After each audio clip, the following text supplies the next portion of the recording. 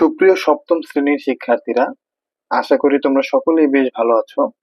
আজকের ভিডিওতে আমি তোমাদের গণিত বইয়ের অনুশীলনী 2.2 এর 15 নম্বর অঙ্কটা অর্থাৎ এই অনুশীলনীর সর্বশেষ অঙ্কটার সমাধান করব। এর আগের ভিডিওগুলোতে আমি 1 থেকে 14 নম্বর অঙ্কের সমাধান করে রাখছি, তোমরা চাইলে সেই ভিডিওগুলো দেখে আসতে পারো। তো দেখো 15 নম্বর প্রশ্নে কি আছে, নীলিম সাহেব একজন চাকরিজীবী, তার মাসিক মূল বেতন 22,250 টাকা। বার্ষিক মোট আয়ের প্রথম 2,50,000 টাকার আয়কর 0 টাকা। পরবর্তী টাকার উপর আয়করের হার 10 টাকা হলে নীলিম কর বাবদ কত টাকা পরিশোধ করেন? কিন্তু খুবই সহজ একটা প্রশ্ন, আশা করি তোমরা প্রশ্নটা বুঝতে পারছো। এরপরে দেখো আমরা সমাধানটা করি। এখানে দেখো আমাদের কিন্তু বলছে যে আহ তোমার বার্ষিক পরবর্তী টাকার উপর আয়করের 10 টাকা হলে, মানে পরবর্তী যে টাকাটা আমার, হ্যাঁ, তার 22,500 টাকা পাওয়ার পরে প্রতি মাসে পাওয়ার পরে বার্ষিক, মানে যে বলছে যে বার্ষিক মোট আয়ের, বার্ষিক যে টাকাটা হবে, মোট আয়টা হবে তার 2,50,000 টাকার কোনো মানে তার আয়কর দেওয়া লাগবে না, মানে তার কোনো ভ্যাট দেওয়া লাগবে না। এবং 2,50,000 টাকার পরের যে টাকাটা হবে সেটার উপরে তাকে 10 টাকা হারে ভ্যাট দিতে হবে বা কর দিতে হবে।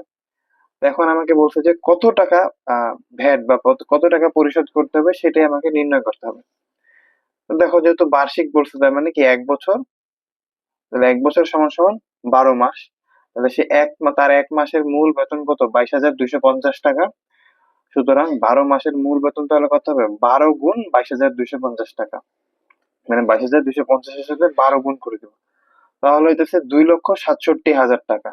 তার মানে তার বার্ষিক আয় হইতেছে 2,67,000 টাকা। এখন তার করযোগ্য টাকার পরিমাণটা আমাকে নির্ণয় করতে হবে। আমাকে তো প্রশ্ন বলেই দিছে যে প্রথম 2,50,000 টাকা তার কোনো কর দিতে হবে না বা ভ্যাট দিতে হবে না। তাহলে আমরা 2,67,000 থেকে 2,50,000 টাকাটা বিয়োগ করে দিই। বিয়োগ করে দিলে 17,000 টাকা হয়। এই 17,000 টাকার উপরে তাকে 10% হারে বা 10 টাকা হারে তাকে ভ্যাট বা কর দিতে হবে। এখন এই 17,000 টাকার করটা কত হবে সেটাই নির্ণয় করতে হবে। তো চলো দেখো, 100 টাকায় কর পরিশোধ করেন 10 টাকা। 10 টাকা হারে কর পরিশোধ করা মানে কি? 100 টাকায় 10 টাকা কর পরিশোধ করতে হবে। তাহলে 100 টাকায় কর পরিশোধ করেন 10 টাকা। সুতরাং 1 টাকায় কর পরিশোধ করেন কি হবে? এই 10টা উপরে যাবে এবং 100টা নিচে আসবে, মানে 1 টাকা তো আরো কম হবে, তাই 10টা উপরে থাকলো এবং 100টা নিচে থাকলো।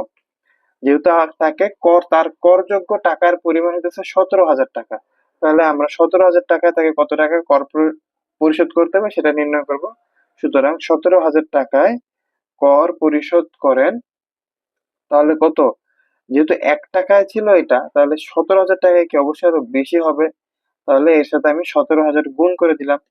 এরপরে দেখো এই যে নিচের শূন্য উপরের শূন্য কাটাকাটি যায় এবং এই শূন্য কাটাকাটি যায়। 17,000-এর দুইটা শূন্য এবং নিচের 100-এর দুইটা শূন্য কাটাকাটি যায়, তাহলে নিচে থাকলো 1। নিচে 1 থাকা না থাকা একই কথা, যে কোনো সংখ্যার নিচে এমনিতেও মনে মনে 1 থাকে।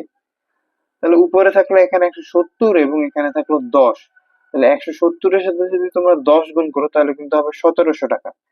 এটা তোমরা ক্যালকুলেটরে বসালে বলো, অথবা এগুলো মুখেও করা যায়, এগুলো খুবই সহজ গুণ, মুখেও করা যায়, মুখেই করা যায়। তাহলে 1,700 টাকা, অর্থাৎ তাকে 17,000 টাকায় কর পরিশোধ করতে হবে 1,700 টাকা। তাহলে এটাই হচ্ছে আমাদের উত্তর। আমি উত্তরে লিখে দিলাম 1,700 টাকা। এটাই ছিল আমাদের 15 নাম্বার প্রশ্নটার সমাধান। আশা করি তোমরা এই অধ্যায়ের বাকি অঙ্কগুলো এবং এই অঙ্কটাও বুঝতে পারছো।